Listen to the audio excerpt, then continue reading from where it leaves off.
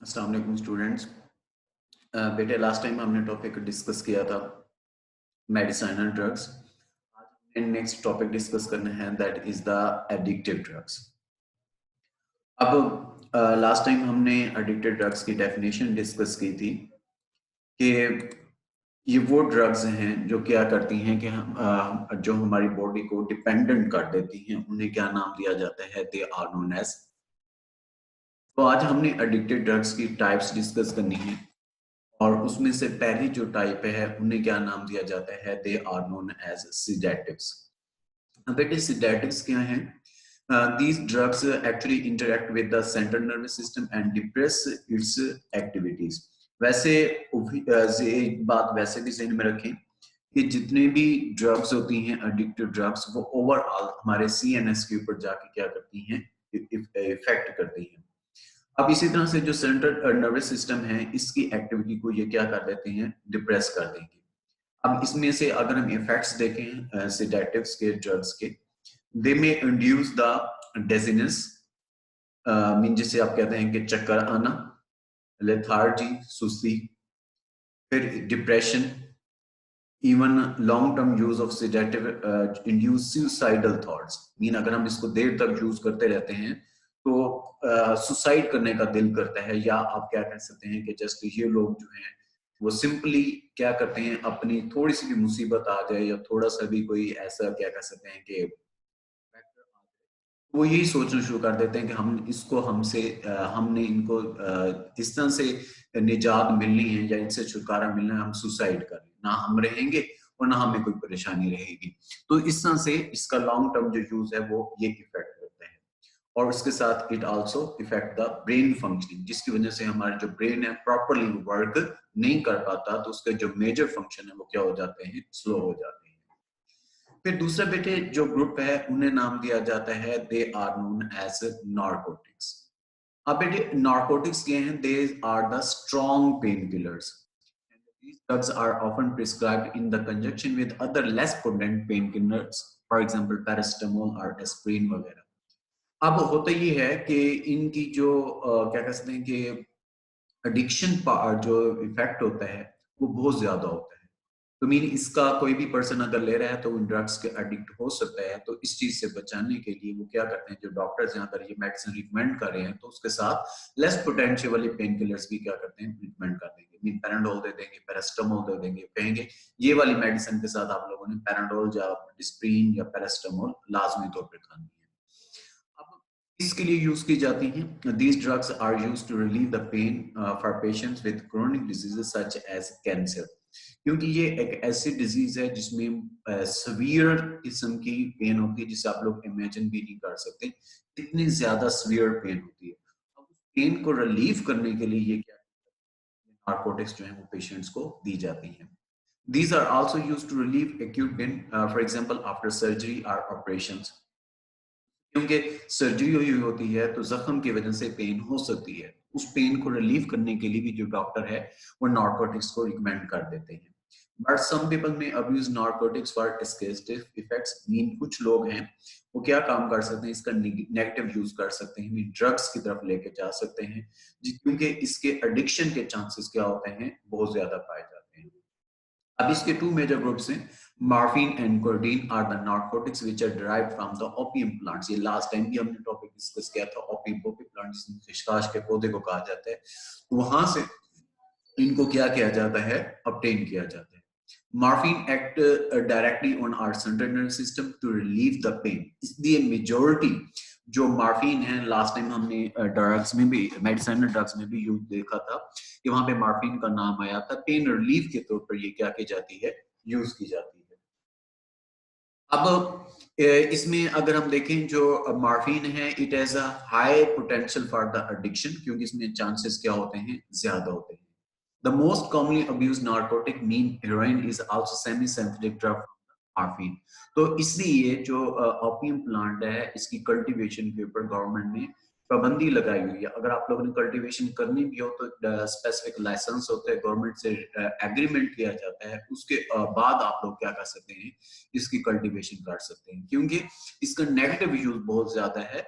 तो semi synthesise में थोड़ी सी केमिकल नेचर चेंज करके इसे किसमें कन्वर्ट किया जाता है, हेरोइन में यूज किया जाता है।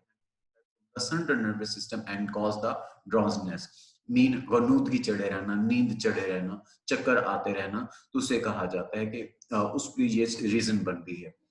अब एक मिनट बेटे।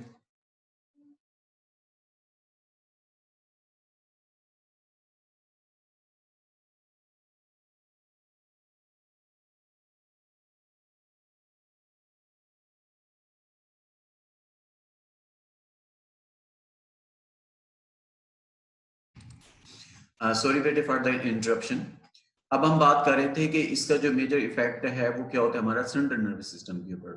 वेस्टर्न कंट्रीज के अंदर ये जो हीरोइन है इन द नेम ऑफ डायमार्फिन, इसको क्रोनिक डिजीजेस की जो पेन होती है रिलीव करने के लिए यूज किया जाता है। जैसे हार्ट अटैक हो गया, उस पेन को रिलीव करने के लिए ये डायमार्फिन के तौर पर इसे क्या कर रहे हैं, यूज कर रहे हैं। तो मीन इसके पॉजिटिव यूजेस भी हैं और नेगेटिव यूजेस भी पाए जाते हैं।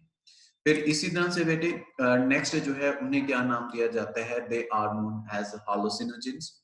अब हालुसिनोजेंस क्या हैं, these are the drugs that cause changes in perception, thoughts, emotion and consciousness. जिसे आप लोग कहते हैं ना कि जो भी आप लोग इसमें बात करेंगे उसका उल्टा ही मतलब लेते हैं, तो उन्हें कहा जाता है। मीन आप लोग अगर उसकी बात पे किसी पे अड़ गए तो उसी बात पे रहेंगे, जो मर्जी कर लें, आप लोग उनकी परसेप्शन को चेंज, थॉट्स को चेंज नहीं कर सकते। इस तरह से इमोशंस उनके चेंज हो जाते हैं। घर में खुशी है तो वो मुंह लटका के बैठे होंगे, ऐसे होंगे जैसे वो बरसी पे होंगे। अगर हो सकता है वो किसी फौतगी बैठे हैं, बाकी रो दौड़ रहे हैं, उनको अपना सियापा पड़ा होता है, वो अपने कामों में लगे होते हैं, ड्रग्स वगैरह में।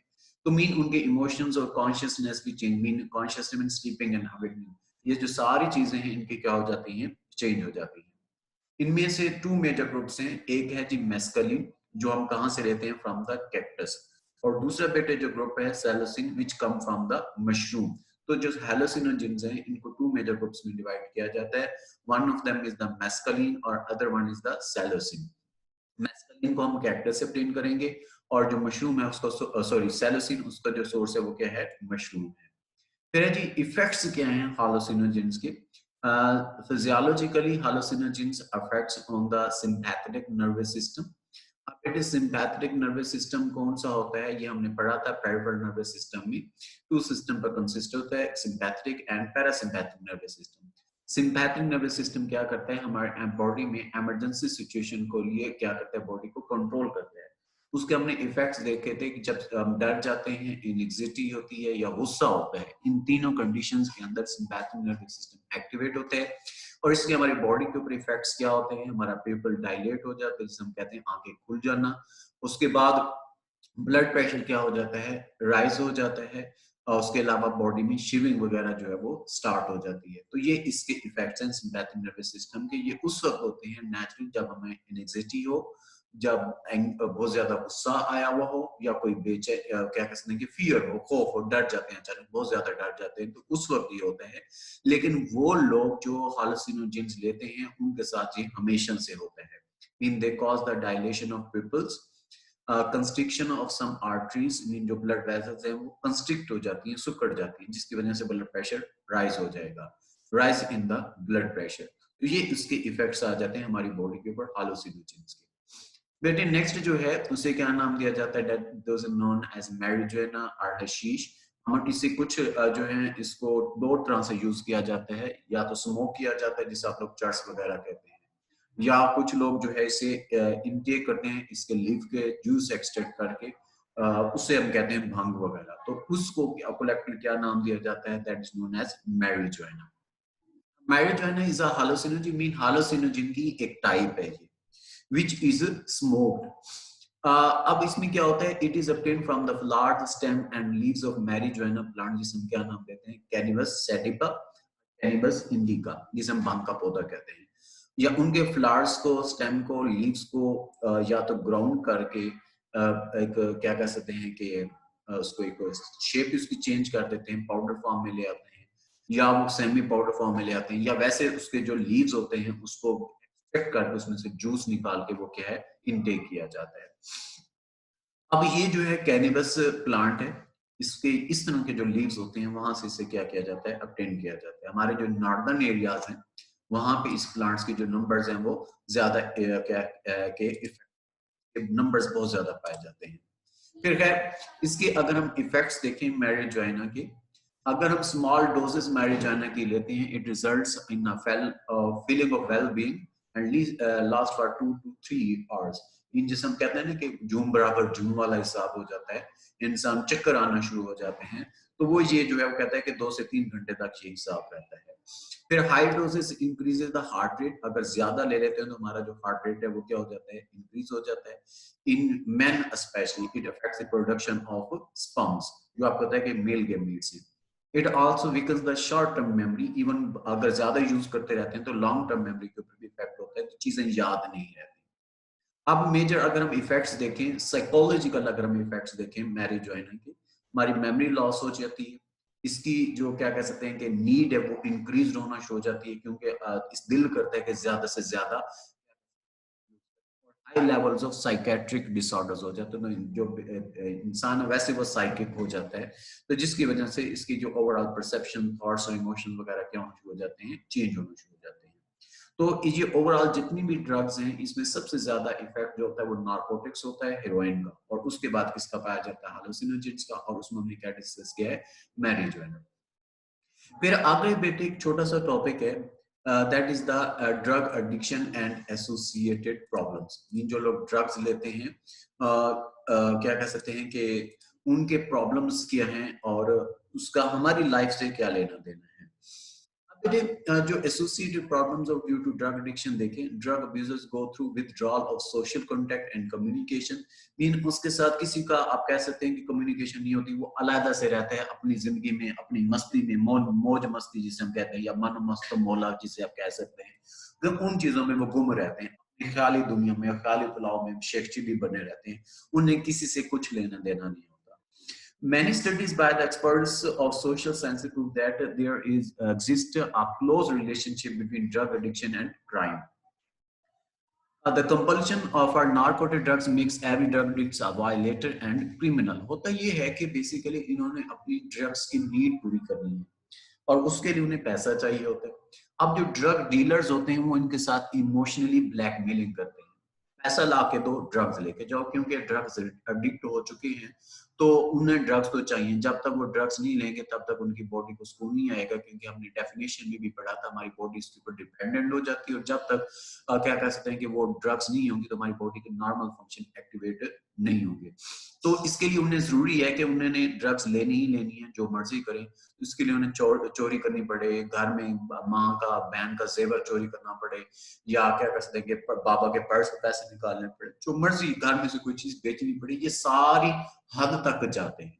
ठीक है ना। और बहुत सारे केसेस में अल्लाह ना करे अगर किसी के साथ ऐसा हो, आप लोगों ने शायद ये ड्रामास में या मूवीज वगैरह में देखो, तो घर में इवन वो माओ बहनों के सौदे तक करके आ जाते हैं। इन्हें इतनी क्या कहते हैं कि होश तक नहीं रहता कि हमने ड्रग्स लेने के लिए हम किस गंदी हरकत तक पहुंच चुके होते हैं, इसलिए they become a criminal. Mayor possession of narcotic drugs is violation of law. जो सबसे ज्यादा जो हम क्या कह सकते हैं कि ड्रग स्पेशली नार्कोटिक्स का ज्यादा आ रहा है, क्योंकि इसका एस्कैपिल इफेक्ट ज्यादा होता है, एडिक्शन ज्यादा होती है, तो वो लॉ को हमेशा वो क्या करते रहते हैं, वो वायलेट करते रहते हैं। Thus every drug addict is subject to arrest by the police. कोई काम नहीं कर रहा, कोई नुकसान नहीं ले रहा, और वो सिर्फ ड्रग्स ले रहा है, तब भी वो क्या है, क्रिमिनल ही कंसिडर होता है according to the law. Most narcotic drugs get involved in various types of crime. अब उनमें अगर हम देखें जैसे रॉबरी है, मीन चोरी करेंगे, इसके साथ शॉप लिफ्टिंग है, शॉप पे जाएंगे, वहां से चीजें चुरा के ले आएंगे।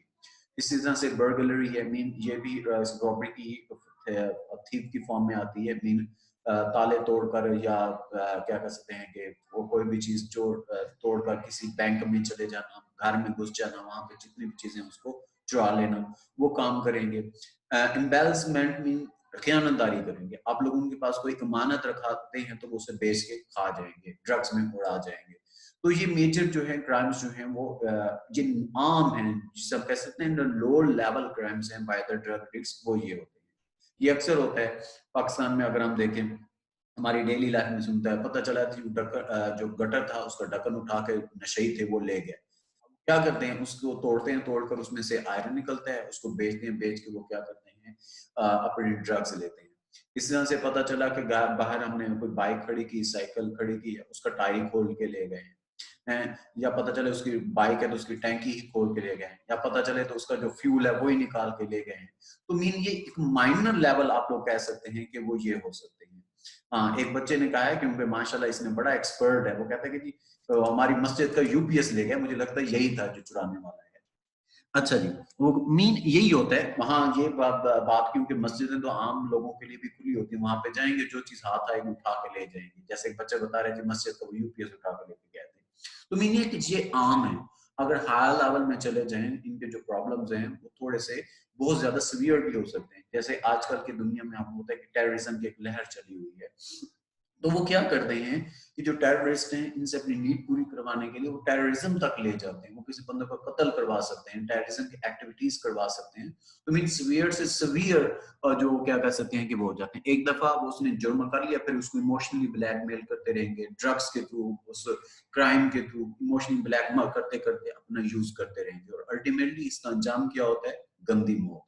तो इसलिए इन चीजों से बचना चाहिए, और इस्लाम में ये सारी चीजें हराम है हमारे लिए। कोई इसलिए इस्लाम में ये जितनी भी ड्रग्स है, नशे वाली चीजें हमें हराम करा दी गई है। हाँ, अब कुछ चीजें होती हैं जिनको आप लोगों ने जस्ट डॉक्टर ने रिकमेंड किया एज ए मेडिसिन का यूज करने, वो एक अलग चीज होती है। आगे बेटे, drug addicts may commit violent crimes since many becomes psychic patient। जैसे मैंने अभी आपको बताया कि कुछ स्टोरीज हमारे सामने ऐसे भी होती हैं, पता चलता है उसने बहन का सौदा कर दिया किसी के साथ, माँ का इवन सौदा कर दी है, तो मीन घर में वो इज्जत को बेचना शुरू कर देते हैं। तो कोई भी वो क्या कर सकते हैं कि इस तरह का क्राइम वो कर सकते हैं, क्योंकि वो साइकिक पेशेंट बन चुके होते हैं। The addicts are very weak in their social behavior and they face social stigma in the society dislike them because of their unpredictable behavior।